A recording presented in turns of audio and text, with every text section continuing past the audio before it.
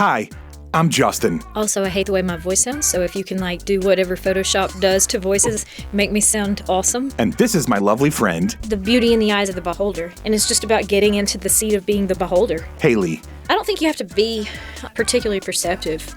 I just think you have to look up. This podcast is mostly just her telling me stories. If you expose yourself to the possibility that this might be really awkward, there can be something just really cool on the other side of it. She thinks that her life and way of looking at things are Oh, I was kind of waiting on you. I thought you were getting your stuff ready. You're waiting on me? pretty normal. You got to edit out all the misinformation about the Amish. Maybe you can relate I would like a chance to re-sing the Amish Paradise. if you want lighthearted stories All right, you want to talk about goats? and stream of consciousness. I just woke up and needed some friends, and so I bought them. Then you're gonna like the Sunny Side Up podcast. Sunny side up, sunny side up, sunny side up, sunny side up.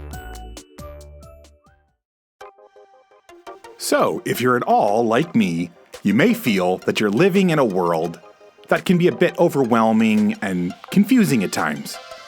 I'm also a huge fan of podcasts, documentaries, docudramas, stories, and of just information in general. Between all of that and the social media and news, sometimes our brains can feel like they're on overload.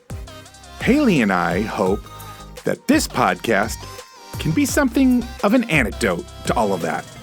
Like little jello shots of joy and distraction.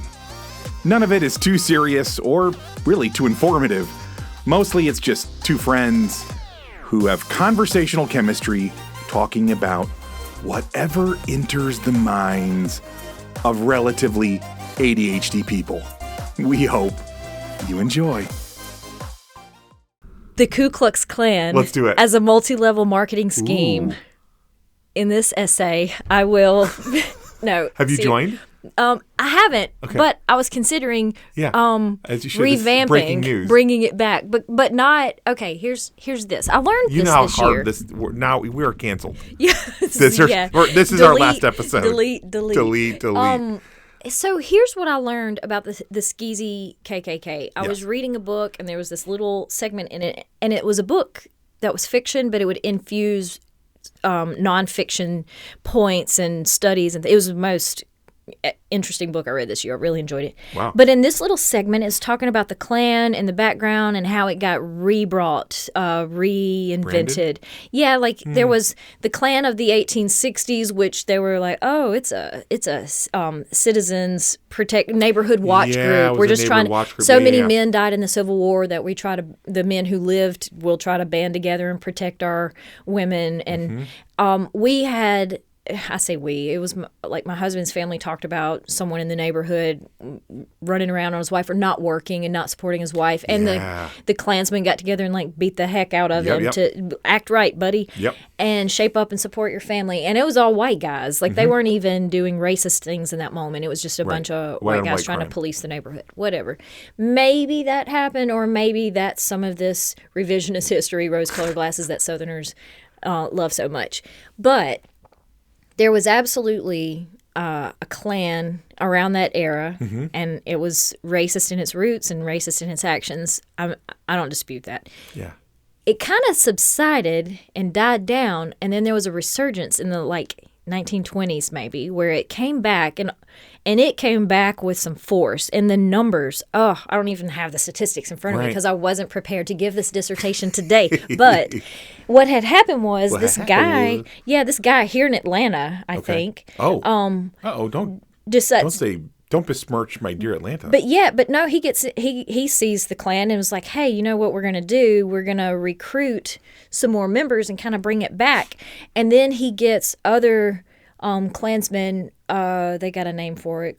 The Klaverns were the local groups, and then I forget the name of the dorks in charge of each thing. But if you recruited members, you got a little cut of the membership dues.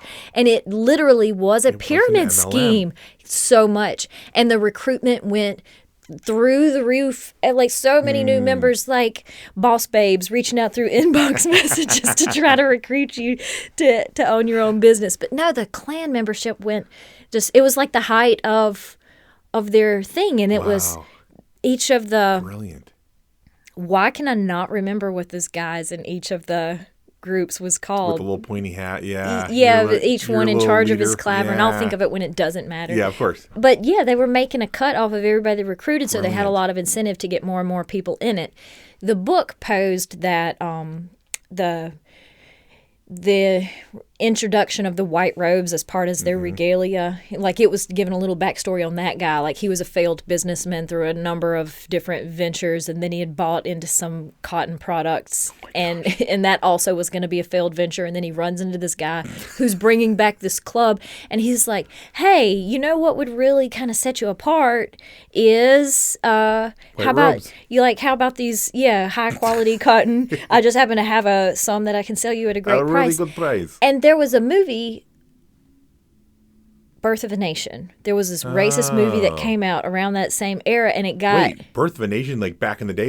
Yeah, oh, wasn't yeah, that that's one like, of the first I movies didn't, ever. Yeah, I didn't watch it, but I didn't think either. it was super incendiary, like Sure. really, really racist in tone. Yeah. And it definitely added some fuel to that fire. And in the film, they're like, we need a way to separate, like to 'Cause visually set apart Yeah. these guys. And, And so you're shooting in black and white. So they were like, hey, white robes would really help visually set apart the good guys from the bad guys or whatever. I think that might be where that came from or where that gained foothold. And so then this guy's like, when you recruit new members, they're going to want to feel legitimate. So how about this outfit? And I've got all this cotton I can say. That's the part of the story. I don't know if it's true or if it was want it to just be a true, segment in though. there. But the other guy who's like, hey, I'm going to take this to the next level. Let me print all these pamphlets. He hired a consulting firm, like a PR firm, to help him figure out how best to put his Klan recruitment materials out there to recruit more people to it. And so it was less about terrorizing your neighbor than it was putting money in his pocket as being at the top of the pyramid for him personally. Right, For right, everybody right. else, it was, Yeah. I have a small penis. Let me pick on somebody of a different race. Right. But yeah. Incidentally, people that potentially have larger penises, but that's neither here nor there. Moving right along. I just like to say that if people who are super racist and picking on other people is because they have small penises, because then if you go to dispute it because you want to defend racism, then you are telling on yourself in a way that you don't want to, and so you're typically unwilling to do that, and you just have to go along and not say racist things because you don't want people to assume. Yes, I like that. I like that. You really backed him into But yeah, further. the Klan Haley. was an MLM. That's crazy. Well, Or the and second wave of the Klan. Yeah, sure. Assuming that was the second wave. I really don't know my Klan history as well as I should. I mean, not that I know the history, but it sounds remotely possible. Like something could start out like you said, basically a neighborhood watch and end up as an idiotic and horrible of a organization as it turned into. And I will say, adds fuel to the fire of I hate MLMs in such a special way. You don't want to be a boss babe? You don't want to own your own business? I hate MLMs. I can't tell you how much I hate MLMs. I hate them with a royal red hot passion. Quickly, though. This sounds like somebody who got taken advantage of. Did you lose your investment? Were you unsuccessful at climbing the ladder? No. Luckily, not a I've pyramid. hated them since the moment I heard about them. I despised them. But no, I was just thinking of that episode in The Office when Michael is explaining he gathers everybody in the little conference room and he tells them he joined this organization and he just needs to get people in his downline. And anyways, and Jim is like, oh, so you joined a multi-level marketing organization. He goes, no, it's not. And he goes, okay. He's like, tell me how it's different. And he turns around to the board. He goes, well, there's this guy at the top. And then he goes, this. And he writes out on the board. He said, see, not an MLM at all. And then Jim gets up, takes the marker away from him, and basically just starts drawing the line to connect all of these things with the pyramid. And Michael steps back. Anyways, no, I've had this, I don't know what it is. It's like this deep hatred. Like there's no, and that is the real word. In fact, the last time I was pitched, I shall leave her nameless, but she is a precious human being. I love her dearly. She's amazing. Aren't they always? Yeah. Yeah, amazing. Like her son and Micah are like awesome friends. I mean, she's just an amazing, and I love her to death. She's such a, wonderful human being. Within the last few months, hits me up, hey, Justin, I got this amazing opportunity, love to share with you, blah, blah, blah. And I was just like, listen, we'll call her Miss B. Miss B, if this is an MLM, I'm just going to warn you, Like, I hate MLMs. I will blow it up from the inside. Yeah, I was like, I hate them so bad. Don't even tell me about it. Blah, blah, blah, blah, blah, blah.